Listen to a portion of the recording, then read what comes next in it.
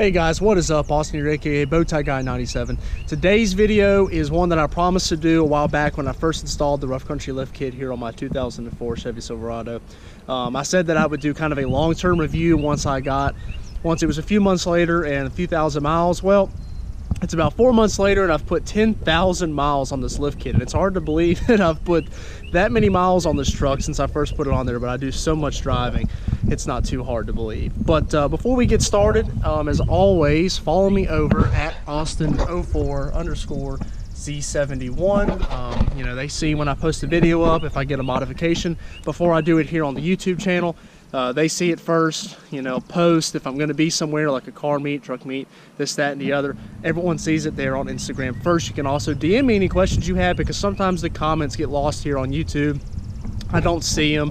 I don't get to respond to as many as I used to, just because of how many come in and all that. So follow me over there. Feel free to DM me if you got any questions. But without further ado, let's go ahead and get started. So if you've been on the channel for a while, you've been a subscriber for a while, you know that I have the 4-inch Rough Country suspension lift kit here on my truck. I went from a leveling kit to the 4-inch kit. The leveling keys are still on this kit. You know, I didn't have the stock keys to put back in it, so it still has the leveling keys. You know, there's like this much bolt hanging down because I didn't crank them all the way up. It allows me to get a little bit more out of the front, so there's a little bit more stress on this kit than it would be if you just did the 4-inch kit, so keep that in mind as I'm talking. Now, the biggest thing that I've noticed and that I was curious about was going to be how well the powder coat held up on this kit throughout the winter. We're now at the end of winter. The truck was up and down the interstate on salt covered roads, salt spray, all that, and there is like no rust in there. I mean, you can look. There's that bracket, there's the rear control, I mean the rear cross member you see through there, there's the front cross member, the shock, all that, and I mean, it's not rusty at all. So big props to Rough Country on that. That was the last thing I wanted, was the lift kit to be rusting out on me, and then then bolts seize up if you got to change something, and it's just a nightmare. So big prop to Rough Country on that. Whatever powder coating they're using works great on all their kits. Same thing back here in the rear. Even the lift blocks, not rusty. Even the U-bolts are great, not a single bit of rust. So big prop to Rough Country on that. Now, the next thing I have to say about this kit, and I'm sure if you're big in the truck scene, you've seen the memes about how bad Rough Country lift kits ride. You know, you'll see a picture of like SpongeBob riding on a rock or whatever from that Pioneer episode. It couldn't be more true. It really does ride pretty rough. It's Rough Country, no pun intended. But the shocks, and it's been said before, the Rough Country shocks that come with this kit have a lot to do with it. I've rode in trucks that had Rough Country lift kits on them and just had a different shock, and it rode worlds better than my truck does. So that's going to be one of the next things I do, is get different shocks. And I'll put a poll up on Instagram. You'll get to vote what shock you want me to do. It might do like a dual reservoir shock, something like that, or external reservoir shock. But back onto the lift kit. So if you're going to get one of these kits and you're going to be driving it a lot, and ride quality means something to you, you know, you might want to change out the shocks. And I mean, rolling on big wheels and tires doesn't help that at all. It's not, I don't expect it to ride like a Cadillac or a brand new truck, but it could ride a little bit better than it does. You know, and I've been in trucks, and I've been in 3/4 ton trucks and 1-ton trucks that had like zone, one had Skyjacker, one had BDS, and those trucks rode so much better than mine. And I'm not necessarily sure that it's the geometry of the Rough Country lift that's really doing it. I really think it comes down to those shocks.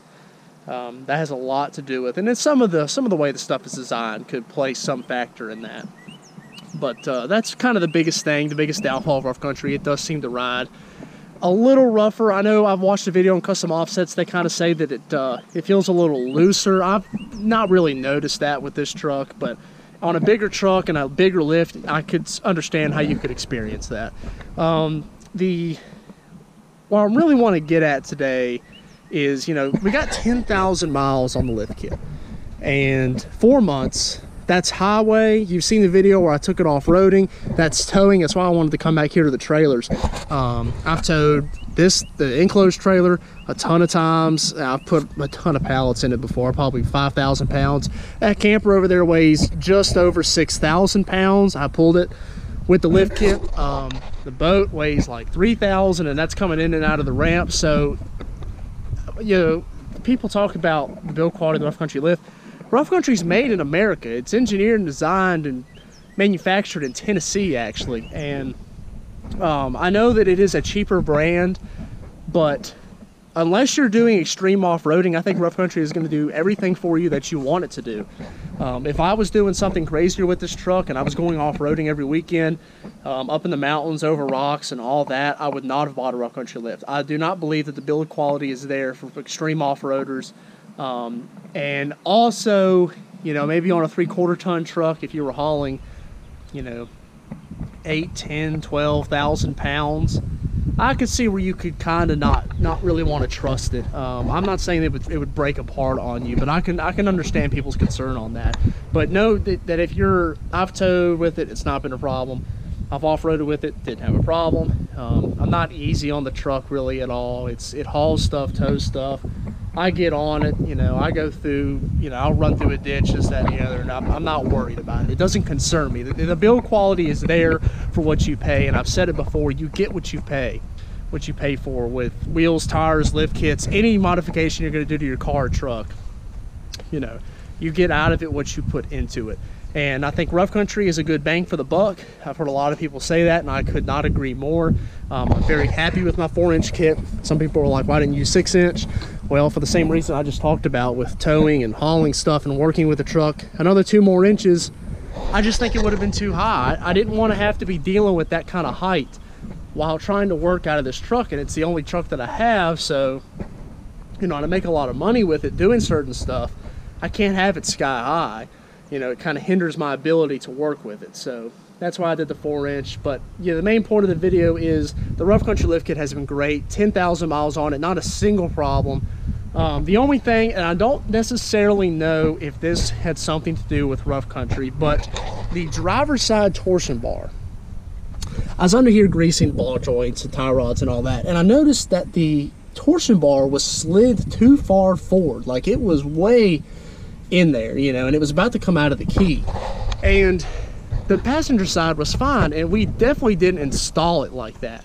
And if you're interested in the installation video, I'll put that in the link down below. There is an installation video where I put this kit on the truck, but it somehow slid itself forward over time. You know, maybe one of you guys will know what caused that, but I looked it up and couldn't find anything. So I got the torsion key tool, dropped the key down, pulled the bar back, and it's been fine ever since. So that was probably about 2,000 miles ago, and it hasn't slid back forward. So I don't really know what caused that. If you do know what causes that, feel free to DM me or drop a comment down below and tell me. But also, if you've had any problems with Rough Country or any experiences you want to share, drop them down in the comment section below. Everybody can read that. But I've had a good experience. I think it was well worth my money, and I haven't had really any negative things to say other than the ride quality of the truck with the kit, you know. And I mean, it's a lifted truck. I should expect to have it ride rough, but like I said, I've rode in trucks that had different kits. They rode better, so I know the truck could ride better. So that's really what I want to get at there. But everything's been great. I appreciate you guys watching. Like I said, drop a comment down below. Follow me on Instagram. That'll be down in the description below as well.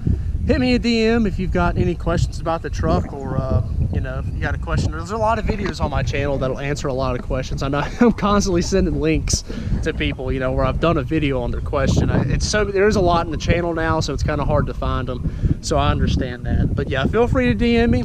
Follow me over there on Instagram. Thanks for watching. Hit that subscribe button. Likes always help. Take care. Have a great day, guys.